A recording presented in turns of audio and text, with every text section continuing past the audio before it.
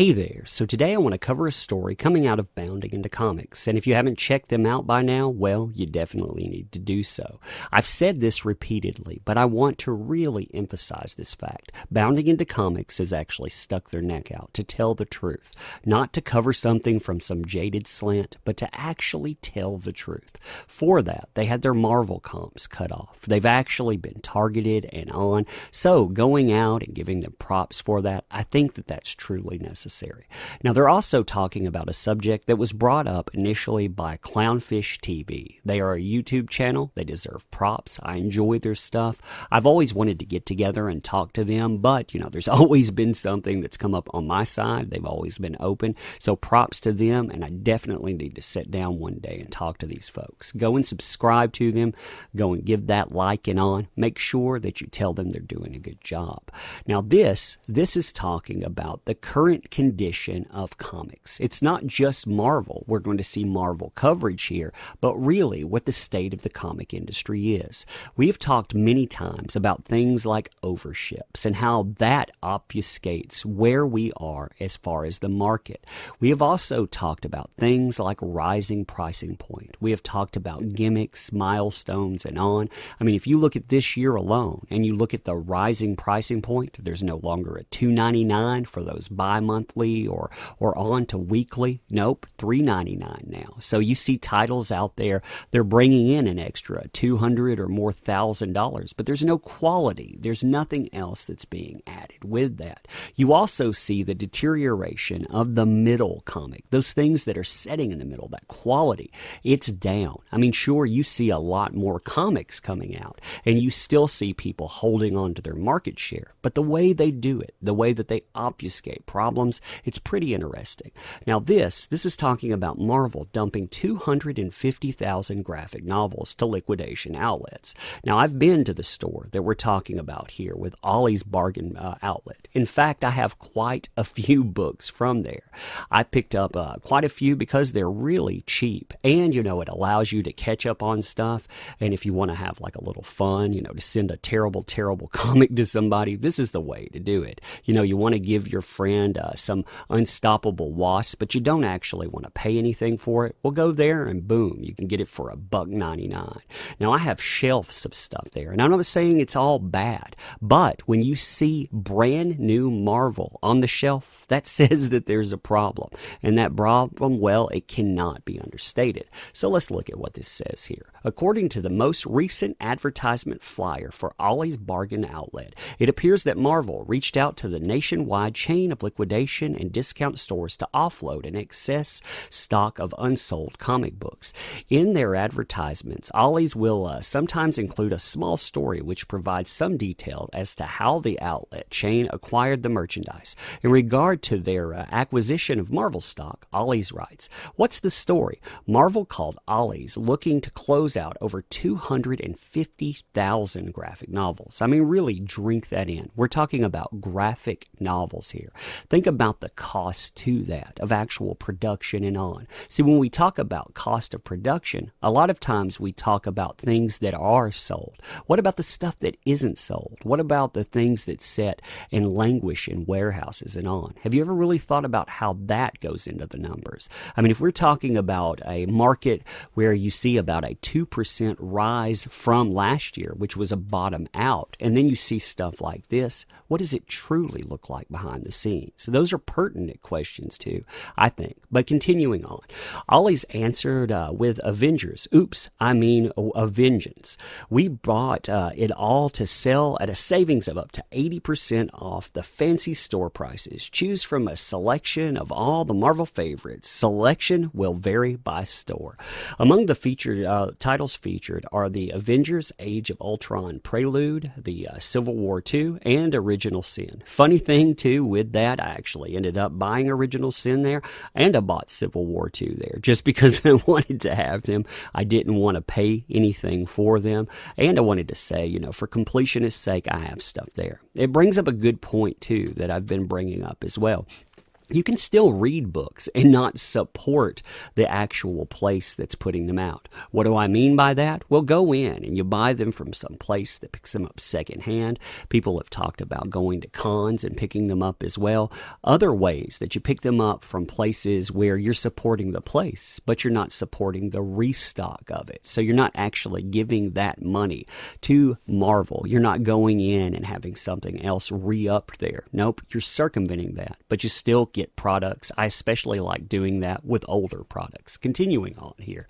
This is not the first time that Ollie's has received a massive stock of merchandise from a major publisher or Marvel specifically.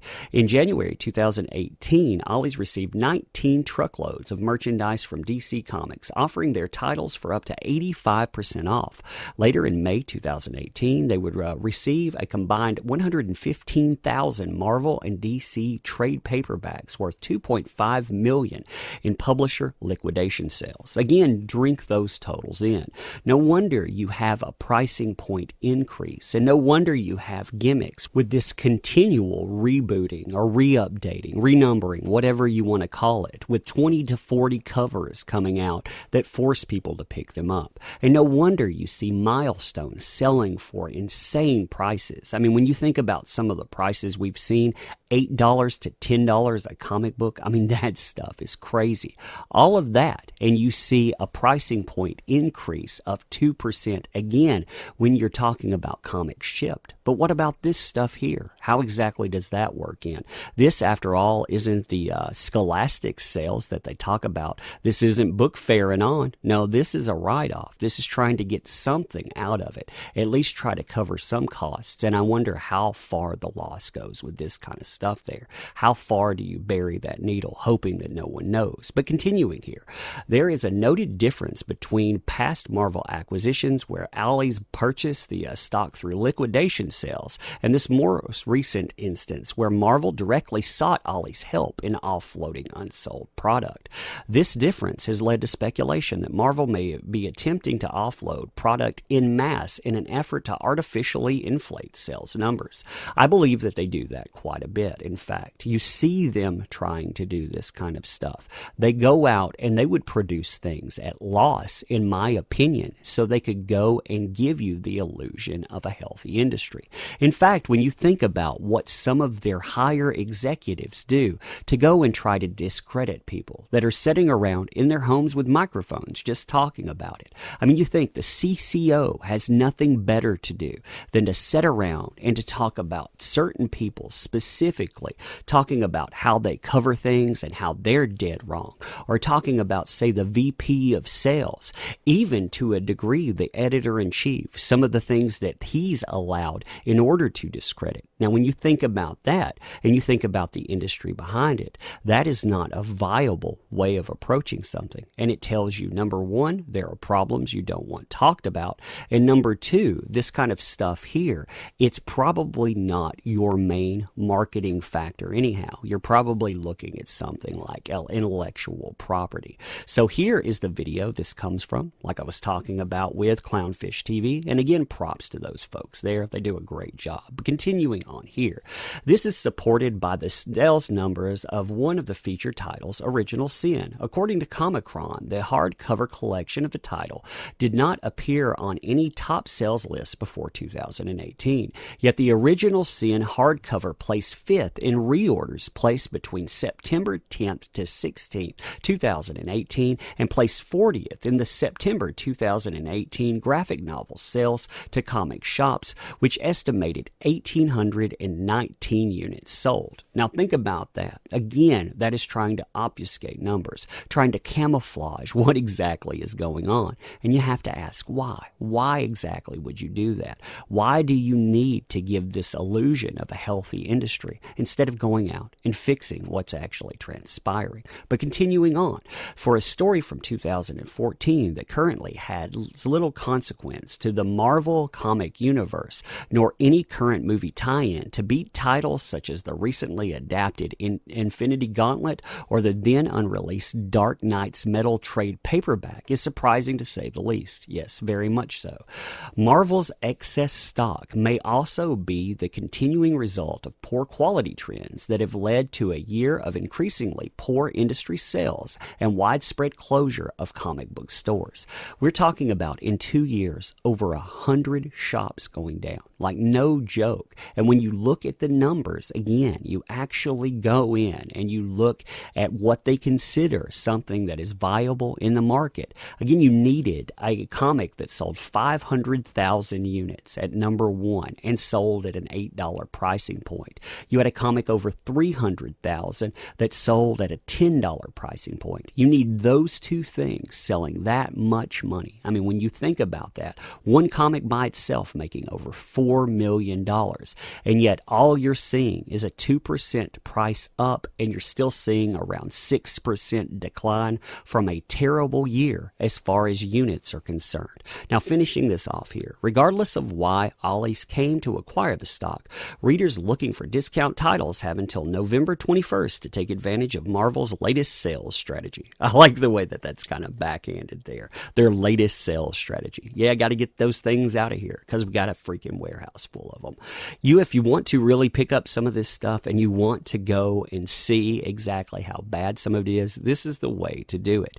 And yeah, I have to say that when you look at this, I mean, some people can benefit from it. You can find titles out there that are actually good titles from their older offloading, but you also see names out there that would really surprise you, I think, when you went through Backstock, because what you expect are older titles. You expect things that, aren't brand new. You expect something that would languish on the shelf, and instead, the things that are languishing in the warehouses, well, they're brand new titles. They're titles that no one wants to pick up. They can barely sell 10,000 units in the current runs. So of course, when you look at those numbers and you figure, 1 to 2,000 possible sales there, at this trend, how exactly was that stuff selling for real? Where exactly was it at? So leave your comments on this. I'm curious exactly how people take this kind of stuff, what exactly you see within these trends. Where exactly do you see this fitting in, to all of this practice? Do you think people are looking at it wrong, in fact? Do you think there's a viable industry out there? I mean, sure, you're looking at industry worth $1 billion plus, but when you look at what is there, you look at what's put out, you look at the numbers in the middle, and especially when you look at some of the titles and where they sit, it's very troubling. It looks like we're probably going to have more price bumps. We're going to have more gimmicks. We're going to get those special Stan Lee commemorative items as well when that comes up. Anything to try to bump sales. Meanwhile, the normal titles that you see out there, yeah, nobody wants to pick that junk up. But anyhow, like I say, tell me what you think. Also, with this, if you like this kind of content, make sure that you subscribe, that you like, and also if you want to support the channel, there are links within the description. I put in a Patreon link. I'm going to put in 2 extra videos per month that way, maybe more. I'm going to try to cover a comic book at least, plus a number video, and I'm going to add just whatever within that, something that will allow people also to communicate easier and on. But I always appreciate people tuning in as well, so make sure that you leave your comments, and of course, as always, thank you. Definitely, truly appreciate you coming in.